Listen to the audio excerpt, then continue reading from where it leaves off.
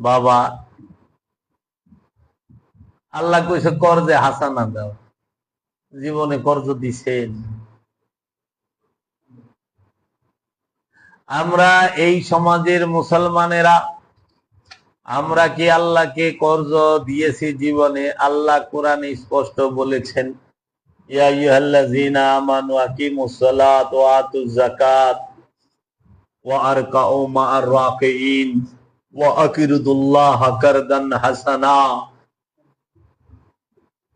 হে আমানুগণ, তোমরা সালাত কায়েম করো, যাকাত আদায় করো, এবং তোমরা রুকুকারীর সাথে রুকু করো, এবং আল্লাহকে উত্তম কর্জ দান করো, কারদান হাসানা।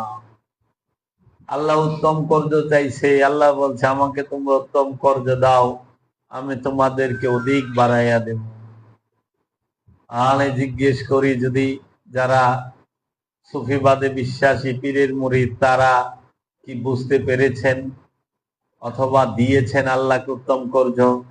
যারা শরীয়তি পন্থী, যারা আনুষ্ঠানিক ইবাদতের মধ্যে নিমগ্ন, যারা পীর আউলিয়াদেরকে ভণ্ড বলেন, তাদেরকে সবিনয়ে হাত জোর করে একটু জানার চেষ্টা করি যে আপনারা কি জীবনে আল্লাহকে কর্জে হাসানা দিয়েছেন?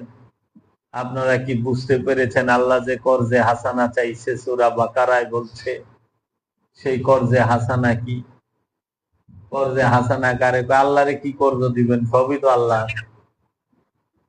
আর আল্লাহর এমন কি ঠেকা পড়লো, অভাব পড়লো যে আল্লাহ কর্জ চাইলো? আবার আল্লাহ কইছে আমারে যে উত্তম কর্জ দিব আমি তারে অধিক বাড়াইয়া দেব। আমরা তো জানি কর্জ যা দেয় ওইটাই ফেরত দেয়, কিছু কাল পরে দেয়, এই তো। কিন্তু অধিক বাড়াইয়া দিলে সেটা তো আমরা লাভের খাতায় ধরি, যে লাভ খায়। এখন আল্লাহ যে বলল তুমি আমারে উত্তম কর্জ দাও, আমি তোমাকে অধিক বাড়াইয়া দেব। আল্লাহরে উত্তম কর্জ দেওয়া কি? সবই তো আল্লাহ তোমার। এই দেহ তোমার, এই প্রাণ তুমি সৃষ্টি করছো, এটা তো তুমি মালিক। প্রাণের মালিক তুমি, দেহের মালিক তুমি, অঙ্গ প্রত্যঙ্গের মালিক তুমি, এই চোখের মালিক তুমি, কানের মালিক তুমি, নাকের মালিক তুমি, মুখের মালিক তুমি, হাতের মালিক তুমি, পায়ের মালিক তুমি, বুকের মালিক তুমি, পিঠের মালিক তুমি, এই প্রাণের মালিক তুমি, সোনার মালিক তুমি, গলার মালিক তুমি, দেহার মালিক তুমি, দমের মালিক তুমি, সবকিছুর মালিক তুমি। তো তোমার আল্লাহ আমি কি করবো তুমি? আল্লাহ বলছে আমি তো তোমার ইচ্ছাটা দিছি, ওইটা আমার না, ওইটা তোমার। তোমার স্বাধীন ইচ্ছা শক্তিটাই তোমার, এটা আমার না। আর নাহলে সব আমার। ওই দেহ আল্লাহ ডাক দেওয়ার সঙ্গে সঙ্গে যাবে, ওই প্রাণ আল্লাহ ডাক দেওয়ার সঙ্গে সঙ্গে যাবে, ওই যে তোমার দৃষ্টি, শ্রবণ, চোখ, কান, নাক, মুখ সব কিছু আল্লাহ ডাক দেওয়ার সঙ্গে সঙ্গে যাবে। হায়াত আল্লাহর হাতে, মৌত আল্লাহর হাতে, হেদায়েত আল্লাহর হাতে, পথভ্রষ্টতা আল্লাহর হাতে। শুধু তোমাকে আল্লাহ একটা জিনিস দিয়ে দিছেন, যেটা মালিক শুধু তুমি। আর ওইখানে আল্লাহ বল প্রয়োগ করে না, কারণ আল্লাহ সামাদ, আল্লাহ মহা নিরপেক্ষ। যদি সে বল প্রয়োগ করে তাহলে আর নিরপেক্ষতা থাকে না। এর জন্য আল্লাহ ইচ্ছার উপরে বল প্রয়োগ করে না। আল্লাহ কাউরে ঘাড় ধরে হেদায়েত করে না। আল্লাহ বলছে ইয়া আইয়াতুহান নাফসে মুতমাইন্না ইরজিই ইলা রাব্বিকি রাদিয়াতাম মারদিয়া ফাদখুলি ফি ইবাদি ওয়াদখুলি জান্নাতি। হে পরিতৃপ্ত নফস, শান্ত নফস, তুমি তোমার নিজের ইচ্ছা, নিজের মর্জিতে, নিজের রেজায় তুমি তোমার রবের দিকে ফেরত আসো। নিজের ইচ্ছায় আসো, আল্লাহ ঘাড় ধরে আনে না, তাই আনে না। তাই তোমার ইচ্ছা শক্তিটাকে আমি তোমার মালিকানায় দিছি। এই ইচ্ছা শক্তিটা দিয়েই আমি তোমাকে বইলা দিছি, ও বাবা শুই না রাখো তোমরা, মাওলা কি সুন্দর কইল, বান্দা তোমার এই ইচ্ছা শক্তি আমি দিছি, এই ইচ্ছা শক্তি দিয়ে আমি তোমারে বইলা দিলাম এইটা জাহান্নাত, ওইটা জাহান্নাম, এটা হেদায়েত, ওইটা গুমরাহি, এইটা আমার রসুল, ওইটা ইবলিশ। এ তোমার পথ প্রদর্শক, রেহনুমা, রসুল। ওই যে তোমার প্রকাশ্য গোপন শত্রু ইবলিশ এবং কামনা, খান্নাস। সাবধান, আল্লাহ সব পয়লা দিল। তুমি যদি ভালো করো ভালো পাইবা, খারাপ করো খারাপ পাইবা, যা করবা তাই পাইবা। একটু কমও দেওয়া হবে না, একটু বেশিও দেওয়া হবে না, যাররা পরিমাণও কম বেশি করা হবে না। যা অর্জন করছো তাই দেওয়া হবে। কারণ তোমাকে সীমিত স্বাধীন ইচ্ছা শক্তি আমি দান করেছি, যাহা এই জগতে কোনো প্রাণী, কোনো পশু পাখি কাউকে দেওয়া হয় নাই, যেটা মানুষ আর জিনকে দেওয়া হয়েছে। তাই তোমরা যদি আমার বান্দায় পরিণত হইতে চাও, তাহলে তোমরা সালাত কায়েম করো, যাকাত আদা করো, এবং রুকুকারীর সাথে রুকু করো, আর আমাকে কর্জে হাসানা দাও।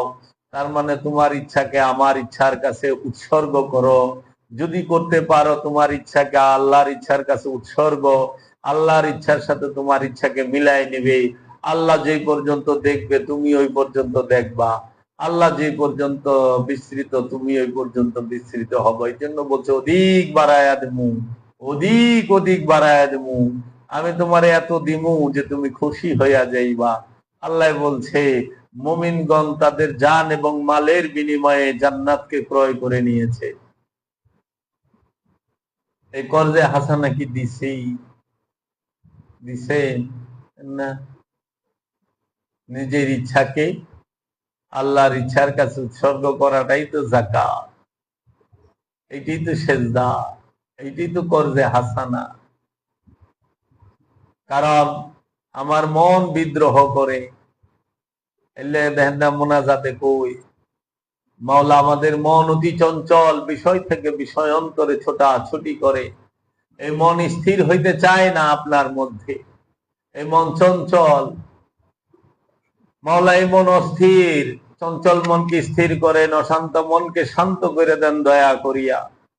আমার এই পাপী মনকে আপনি পবিত্র করেন, অপবিত্র মনকে পবিত্র করে দেন। আমার এই বিদ্রোহী মনকে মুসলমান করে দেন। কারণ খোদার সাথে বিদ্রোহ করে, খোদার রসুলের সাথে বিদ্রোহ করে মানুষের মন, দেহ না। দেহ যায় রসুলের সামনে ঠিকই বইছে, মন যায় রসুলের সামনে বহে নাই। কারণ দেহ লইয়া কাফেরেরা সবাই রসুলের সামনে দাঁড়াইছে, তাদের মন রসুলকে মানে নাই, দেহ মানছে। দেহ যায় রসুলের ঘরে খাইছে, কিন্তু মনে রসুলের গোলামি করে নাই। কাফেরেরা তো রুটি আর উটের ঝোল খাইতে খাইতে রসুলের সম্পত্তি খায়া লাইছে সব, কিন্তু লাস্টে রসুলের বংশের রক্ত পান করলো। উটের ঝোলের পরে যখন উটের ঝোল শেষ, তখন যায় রসুলের বংশের রক্ত চাটা শুরু করলো। তাই আল্লাহ রসুল বলছিল, আমি দেখলাম আলে মোহাম্মদের রক্তের মধ্যে এক চক্রা পাকড়া কুকুর মুখ লাগাচ্ছে। সেই সীমা যেই দিন মাওলা হুসাইনের বুকের উপর উঠা বসছে, মাওলা হুসাইন বলছে আমার নানা বলছিল আলে মোহাম্মদের রক্তের মধ্যে একটা চক্রা পাকড়া ধবল রোগা ছিল, সীমারে চক্রা পাকড়া কুত্তা মুখ লাগাইতেছে, জিব্বা লাগাইতেছে। এই তো সেই কুত্তা যে রসুলের বংশের রক্তের মধ্যে মুখ লাগাইছে।